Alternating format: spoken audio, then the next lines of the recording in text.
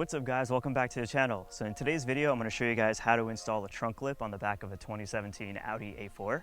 I picked this up from Aliexpress. This was about $130. This is hydro dipped. It's not real carbon fiber, but it's going to complement the mirror caps that I have, again, which are not real carbon fiber. These are wrapped.